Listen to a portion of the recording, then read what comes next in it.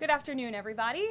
Thank you for being here today. We are going to get to my remarks and Q&A as always, but I do have the FBI Director with me here, Kash Patel. You all know him well, and he's here to provide an update for you all with respect to China. As you know, President Trump had a very successful meeting on his trip to Asia with President Xi, where they discussed the need for China to crack down on fentanyl production and distribution, which ultimately makes its way here to the United States of America. And the FBI Director recently traveled to China following President Trump's meeting to meet with his counterpart in Beijing. And he has a really positive announcement for the American people to share. So the President wanted me to bring the FBI Director out to share that with all of you today. So Kash, please, thank you for being here. Thanks, Karoline.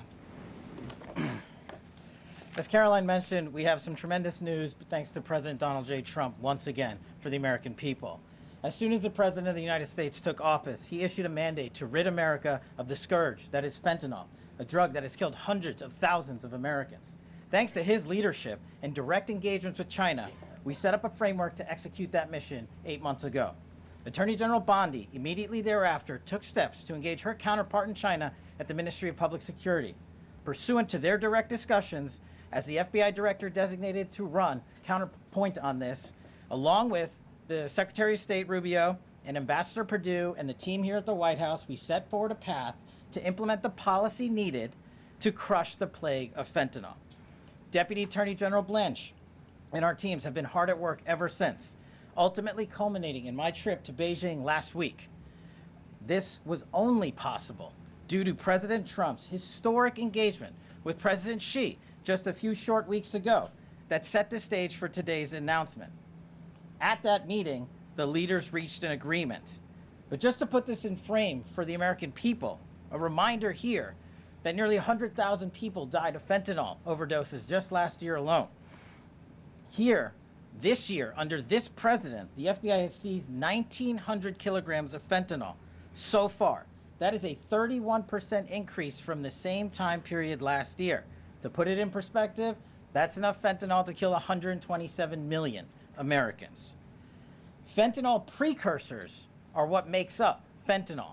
While we, the interagency, the Department of Justice, have been fighting hard to seize and stop drug traffickers, we must attack fentanyl precursors, the ingredients necessary to make this lethal drug.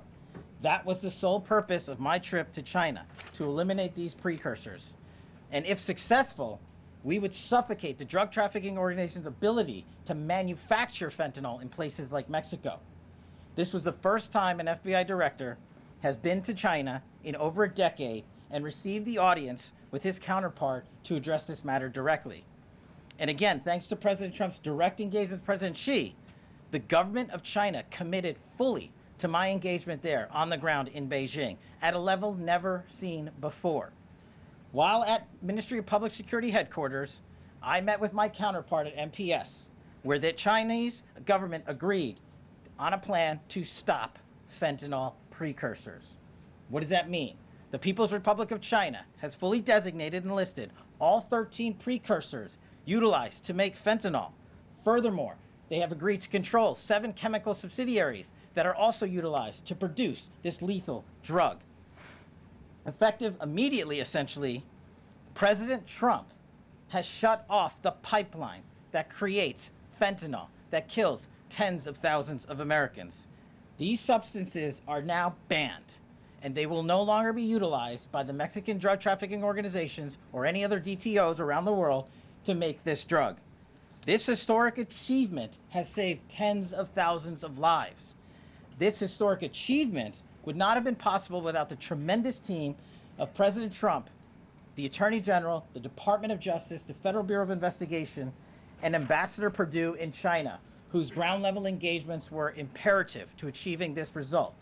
This is yet another example of how President Trump defends the American people, provides security for the American people, and puts the American people first. This is a historic first-in-its-kind achievement by any president to stop the scourge of fentanyl, and it should be championed by every single American. This achievement will save lives. We are thankful for President Trump's steadfast leadership, and this FBI will fearlessly follow in his footsteps to ensure that this mission of safeguarding the American public is achieved every single day. Thank you. Thanks, Karoline. Thank you so much. Appreciate it. Okay. Thank you again, Director Patel. Before we get going, I do have one quick scheduling announcement. Tomorrow, President Trump will be joined by the First Lady in the East Room for an executive order signing aimed at expanding opportunities for education, career development, housing, and other resources for young people transitioning from foster care to adulthood. This is part of the First Lady's Fostering the Future efforts, which are a Be Best initiative. In other news, the Democrats dragged on the government shutdown for 43 days, the longest shutdown in U.S. history. But tonight, thanks to Republicans, the White House is very hopeful that this shutdown is going to come to an end. The damage caused by the Democrats with this reckless government shutdown cannot be forgotten. It is entirely the fault of the Democrat Party. Just look at the vote count. Hundreds of thousands of federal employees have missed their paychecks. Tens of billions in wages and benefits were withheld, impacting vulnerable families. Millions of low-income Americans missed their SNAP benefits. Nearly 20,000 flights at airports across the country were delayed due to staffing shortages, causing Americans to miss family events, vacations, and work obligations. According to Airlines for America, an estimated 5.2 million travelers have had their flights disrupted over the course of the Democrat shutdown. And our economy has lost billions and billions of dollars in economic activity over the course of this shutdown, hurting consumer sentiment and crushing the travel and hospitality industries. According to a CBO estimate, the Democrat shutdown could end up decreasing fourth quarter economic growth by 2 whole percentage points. The Democrat shutdown made it extraordinarily difficult for economists, investors, and policymakers at the Federal Reserve to receive critical government data. The Democrats may have permanently damaged the federal statistical system, with October CPI and jobs reports likely never being released. And all of that economic data released will be permanently impaired, leaving our policymakers at the Fed flying blind at a critical period. It's hard to recap all of this without asking a simple question: why? Why have the Democrats put the American people through this pain for 43 days in a row? And it feels like Groundhog Day being up here again talking about this Democrat shutdown. And the answer to that question is pure partisan politics. They started this shutdown with a ridiculous demand to force taxpayer-funded healthcare benefits to illegal aliens who broke into our country. Even after it was clear President Trump and Republicans would never force American taxpayers to pay for free health care for illegals. In fact, President Trump's One Big Beautiful Bill fixed that problem. The Democrats kept dragging this reckless government shutdown on for weeks longer to boost their turnout in an election, perhaps one might guess. That's because the Democrats are totally captured by their far left-wing base, who only care about attacking President Trump, even if it means hurting innocent Americans in our country. The Democrats' weakness and their unwillingness to buck the fringe members of their party dragged this harmful shutdown on for 7 weeks and inflicted massive pain onto the American public. But let's be clear, the clean CR being voted on today in the House of Representatives that will lead to the reopening of the federal government is what President Trump and Republicans have supported from day one. Our troops, air traffic controllers, and federal employees will be back to receiving their regular paychecks. Families in need will get back to receiving their food purchasing assistance, and the people's government will soon be back open for business. President Trump looks forward to finally ending this devastating Democrat shutdown with his signature, and we hope that signing will take place later tonight. On another matter, I want to address the affordability issue that's received a great deal of media attention this past week, which is ironic because it didn't receive that much attention when Joe Biden was here and inflation was at a record high 9%, the worst inflation crisis in modern American history. And President Trump won a landslide election in part to address the affordability issues created by Joe Biden and the Democrats. And that's exactly what President Trump has done since day one of his administration. Since the first day in office and every day since, the Trump administration has taken aggressive action to fix the Biden-created cost of living issues. The notion that the same Democrats who just shut down the federal government to sabotage our economy, rob people of their paychecks, and also helped Joe Biden ratchet up inflation to 9%, are now suddenly affordability champions. That notion is completely absurd. And it's something only the liberal media would have the gall to push. But the reality is that President Trump and his administration have done so much to lower prices and increase the economic prosperity of the American people. And this president and his team of amazing economic advisors are going to keep working on this issue every single day.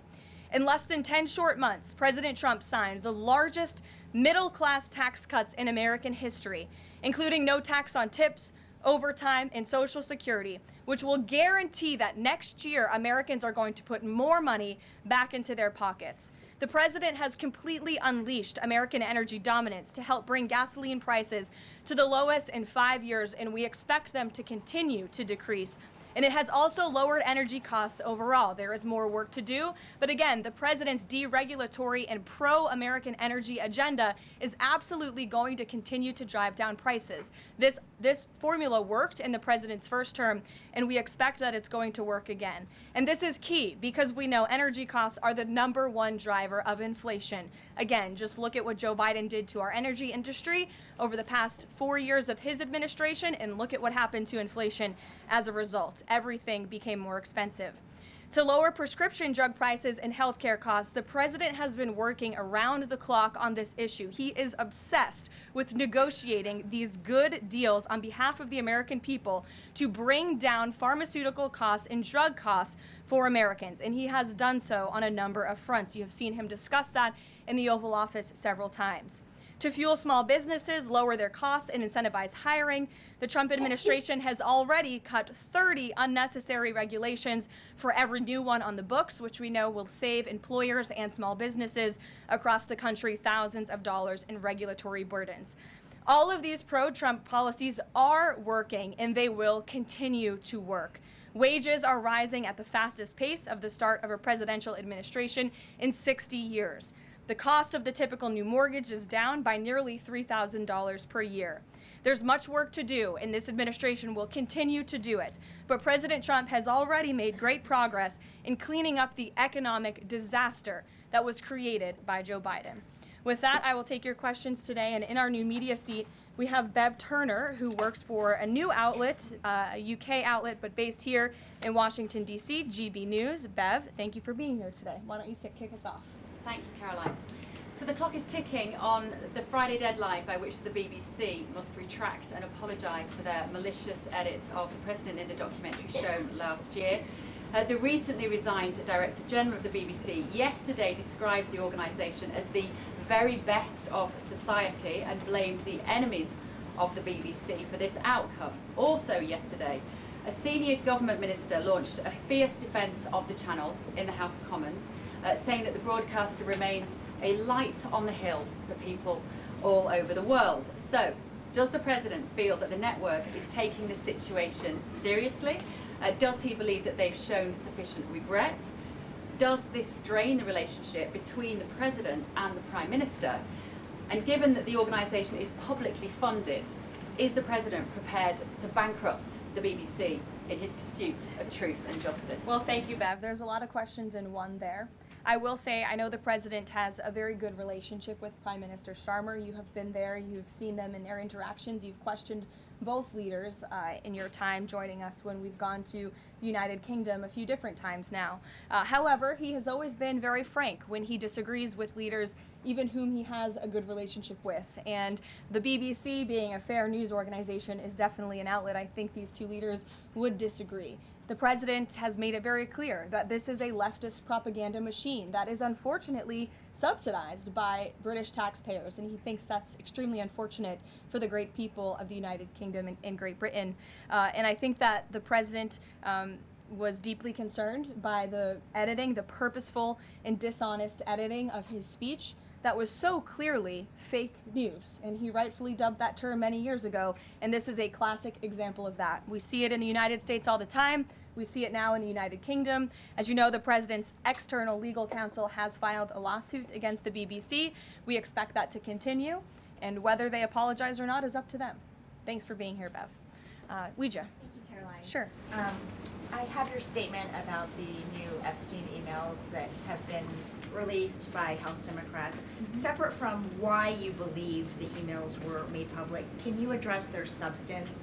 Did the president ever spend hours at Jeffrey Epstein's house with a victim? These emails prove absolutely nothing other than the fact that President Trump did nothing wrong. And what President Trump has always said is that he was from Palm Beach, and so was Jeffrey Epstein. Jeffrey Epstein was a member at Mar-a-Lago until President Trump kicked him out because Jeffrey Epstein was a pedophile and he was a creep. And this email you refer to with the name of a victim that was unredacted now and has since been reported on in this room, so I will go ahead and say it, Virginia Giuffre. And it was CBS's own reporting, Ouija, that recently wrote that Miss Giuffre maintained, and God rest her soul, that she maintained that there was nothing inappropriate she ever witnessed, that President Trump was always extremely professional and friendly to her. And so I think it's a question worth asking the Democrat Party, and you should all go ask them after this briefing, of why they chose to redact that name of a victim who has already publicly made statements about her relationship with Jeffrey Epstein and is unfortunately no longer with us. Mary. Thank you, Karoline. Two questions on this. In the interest of transparency, why not just go ahead, release the full files on Epstein, get this all over with? This administration has done more with respect to transparency when it comes to Jeffrey Epstein than any administration ever. In fact, this administration, the Department of Justice, has turned over tens of thousands of documents to the American people. We are cooperating and showing support for the House Oversight Committee. That's part of the reason you are seeing these documents that were released today, because of the House Oversight Committee's and Republicans' efforts to get these out to the public. This administration also moved, the Department of Justice also moved to unseal grand jury testimony, which we know, unfortunately, a judge declined those requests. So this administration has done more than any, and it just shows how this is truly a manufactured hoax by the Democrat Party.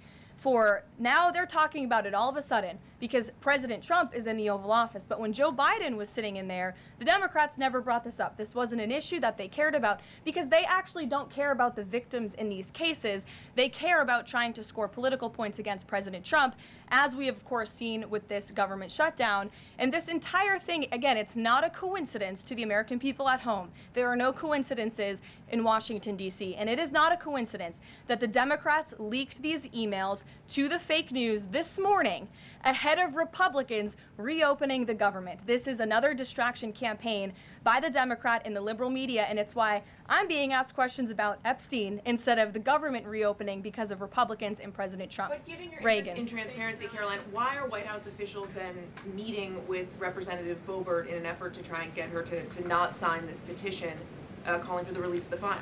Doesn't it show transparency that members of the Trump administration are willing to brief members of Congress whenever they please? Doesn't that show our level of transparency? Doesn't that show the level of transparency when we are willing to sit down with members of Congress and address their concerns? That is that's a defining factor of transparency. Having discussions with members of Congress about various issues, and I'm not going to detail conversations that took place in the Situation Room in the press briefing room. Reagan. I have a question about the government shutdown. Thank you. The Middle East. I'm glad someone does. First, on the government shutdown, the shutdown deal reverses the administration's regs, and it also prohibits more from happening until the end of January. I'm wondering if the president had input on this element of the deal, and if he's at all disappointed that's going to reverse the downsizing of the federal government that they did during the shutdown. I mean, look, I think it's about 6,000 workers total. When you look at that in comparison to the reduction in the federal workforce that this administration has done since January to get rid of the waste, the fraud, the abuse, and to reduce the size of our federal bureaucracy, we've done a lot of great work on that front, and we will continue to. But obviously, the president's main priority was to reopen the federal government and get people back to work, and that's what this deal accomplishes. Line, there's been reports in Israeli media that the U.S. is considering building a temporary military base on the Gaza border. Can you confirm these reports? So I had a conversation directly with the reporter who wrote this article, and this article was based on a single piece of paper, an inquiry that somebody in the Department of Navy made about an idea that may happen in the future.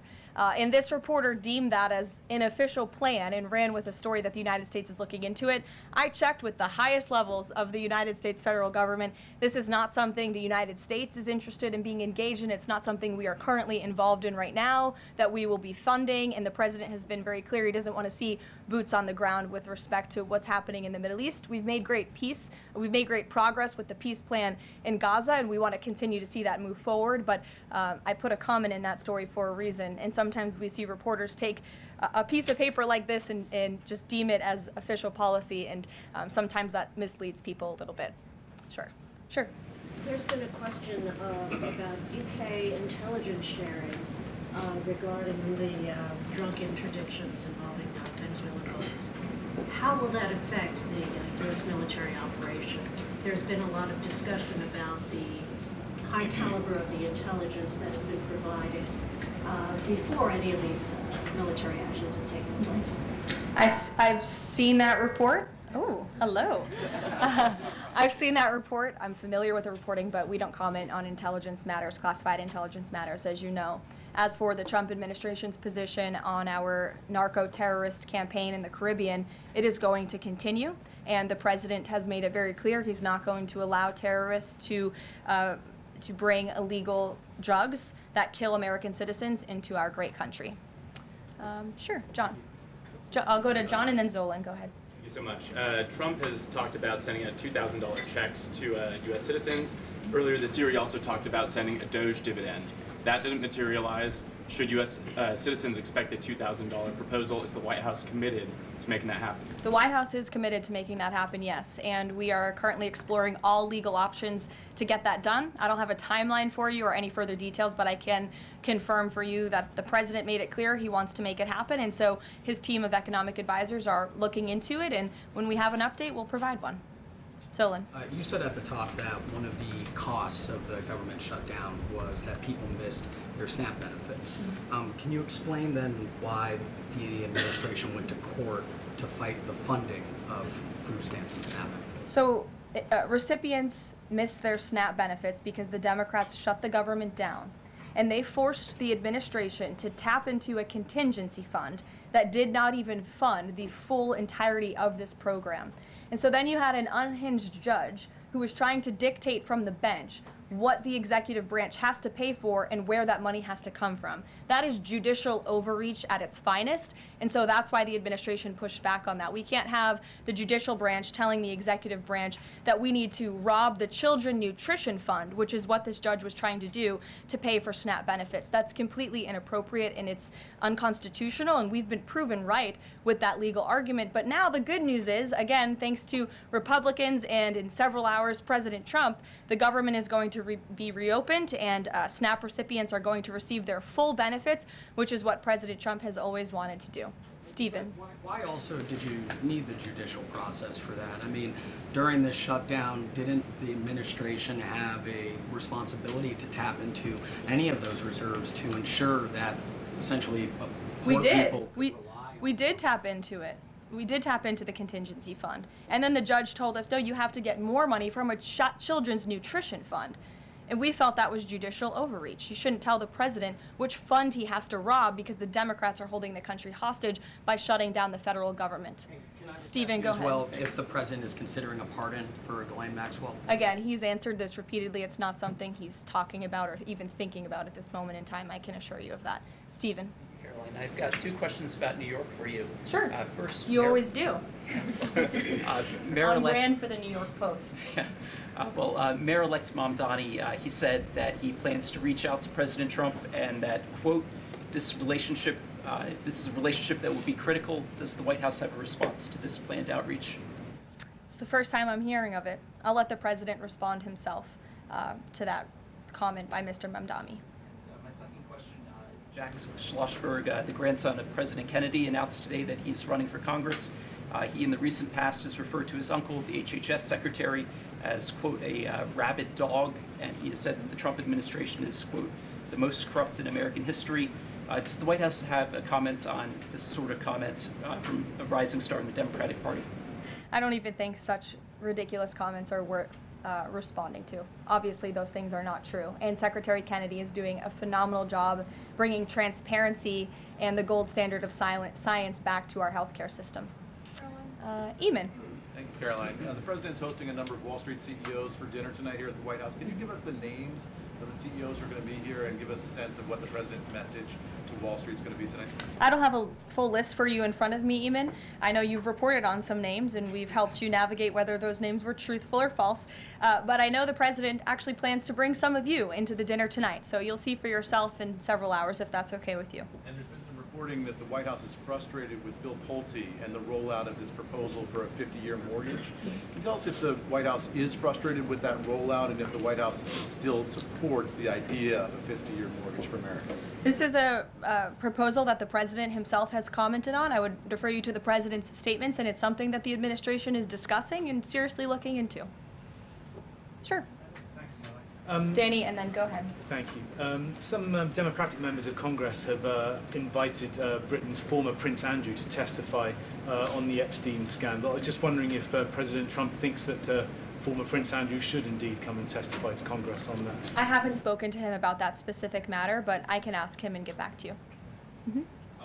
On the government shutdown, the President and House Republicans have made clear they were not going to negotiate health care strategy or policy while the government was shut down. Now, assuming that it reopens tonight, is the President intending to invite any Democrats over to have negotiations over these subsidies or any other plan to bring down the cost of health insurance? I will just add that, as you pointed out, the Democrats were holding our country hostage to try to negotiate on a healthcare system that they created. Obamacare, as it's famously called, is a system the Democrats created. It is a broken system. It has driven up healthcare costs dramatically in this country.